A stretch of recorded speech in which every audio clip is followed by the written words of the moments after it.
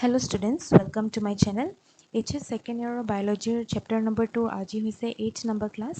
So students আজিৰ ক্লাছটো তোমালোকে পঢ়িবলৈ পাবা ইতৰ পৰাগযোগৰ মাধ্যমৰ বিষয়ে। এটা পৰাগ ৰেণুবিলাক নিজে নিজে এটা ফুলৰ পৰা অন্য এটা ফুলৰ গৰ্ভমুণ্ডত পৰিব নোৱাৰে। তাৰ কাৰণে সিহঁতক কিছুমান মাধ্যমৰ প্ৰয়োজন হয়। মূলতে 4টা মাধ্যম থাকে: পতংগ, বায়ু, পানী আৰু প্ৰাণী। আমি প্ৰত্যেকটো মাধ্যমকে ডিটেইলছত পঢ়ি যাম। প্ৰথমতে আমি চাওঁ পতংগৰ বিষয়ে। এটা পতংগৰ দ্বাৰা যিটো পৰাগযোগ হয় তাক কোৱা হয় পতংগ পৰাগন বুলি। ঠিক আছে ষ্টুডেন্টস, এটা পতংগক আকৰ্ষণ কৰিব পৰাকৈ ফুল কিছুমান দেখাত কেনেকুৱা হয়, ডাঙৰ হয়, আকৰ্ষণীয় হয়, লগতে উজ্জ্বলো হয়। কিছুমানত আকৌ সুমিষ্ট ৰস বা মনোমোহা গোন্ধ থাকে। আৰু পতংগবিলাকে ফুলৰ ৰেণু, সুমিষ্ট ৰস আদি বিচাৰি ফুলে ফুলে যেতিয়া উৰি ফুৰে, তাৰ ফলত ইহঁতৰ গাত লাগি থকা পৰাগ ৰেণুবিলাক ফুলৰ গৰ্ভমুণ্ডত লাগি পৰাগযোগ হয়। ওকে ষ্টুডেন্টস, এইটো হৈছে প্ৰথমটো। এতিয়া আমি সেকেন্ডটো চাই লওঁ। সেকেন্ডটো হৈছে বতাহ। এটা বতাহৰ দ্বাৰা যেটো পৰাগযোগ হয় তাক কোৱা হয় বায়ু পৰাগন বুলি। তোমালোকে নামবোৰ মনত ৰাখিবা। পৰাগ ৰেণুবিলাক যেতিয়া বায়ু পৰাগনৰ দ্বাৰা যিবিলাক পৰাগযোগ হয়, সেই পৰাগ ৰেণুবিলাক কেনেকুৱা হয় দেখাত, খুব সৰু হয় আৰু পাতল হয়, যাতে সিহঁতক বতাহে খুব সহজতে কঢ়িয়াই নিব পাৰে। ওকে, আৰু কিছুমান পৰাগ ৰেণুত আকৌ কি দেখা যায়, সৰু সৰু পাখিও দেখা যায়, যাতে এইবিলাক বতাহত ভাহি থাকি বহু দূৰলৈ যাব পাৰে। উদাহৰণস্বৰূপে ধান, কুঁহিয়াৰ, পাইন আদি।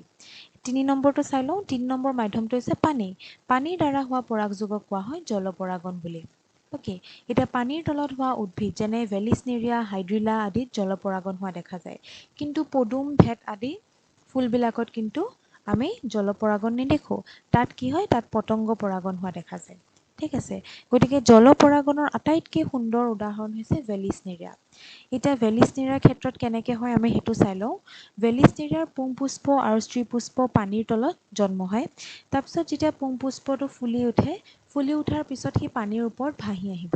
ওকে, আৰু পানীৰ ওপৰত ভাহি অহাৰ লগে লগে সি পানীৰ সোঁতত বিভিন্ন ফালে উঠি যাব। ঠিক একেই সময়তে আন গছত থকা স্ত্ৰীপুষ্পও পূৰঠ হয় আৰু তাৰ ঠাৰিডাল ক্ৰমান্বয়ে দীঘল হৈ বাঢ়ি যায়। দীঘল হৈ যোৱা ঠাৰিডালে স্ত্ৰীপুষ্পৰ গৰ্ভমুণ্ডটো ঠিক পানীৰ সমতলত স্থাপন কৰে, যাতে পানীৰ ওপৰত ভাহি থকা পুংপুষ্পৰ পৰা ওলোৱা পৰাগ ৰেণুবোৰ তাত লাগি ধৰিব পাৰে। আৰু ঠিক তেনেকেই সিহঁতৰ কি হয়, পৰাগযোগ হয়। আৰু পৰাগযোগ যেতিয়া হৈ যাব, তাৰপিছত স্ত্ৰীপুষ্পৰ ঠাৰিডাল পাক খাই পুনৰ ফুলপা পানীৰ তললৈ লৈ যায়। ওকে ষ্টুডেন্টস, আৰু শেষৰটো আমি চাওঁ। শেষৰ মাধ্যমটো হৈছে প্ৰাণী। বাদুলি, শামুক, কেঁচু, জোক আদিৰ প্ৰাণীৰ দ্বাৰা যিটো পৰাগযোগ হয় তাক কোৱা হয় প্ৰাণী পৰাগন বুলি। ওকে ষ্টুডেন্টস, আই হোপ যে তোমালোকে কনচেপ্টটো বুজি পাইছা। নেক্সট ক্লাছত আমি বেলেগ এটা টপিক লৈ আহিম। Until then good luck. আৰু যদি কোনোবা মোৰ চেনেলত নতুনকৈ আছা বা আহিছা বা ছাবস্ক্ৰাইব কৰা নাই, দেন প্লিজ ছাবস্ক্ৰাইব কৰি ল'বা, তেতিয়াহে তোমালোকৰ ভিডিঅ'জৰ কণ্টিনিউটিটো মেইনটেইন হৈ থাকিব। Okay, thank you very much.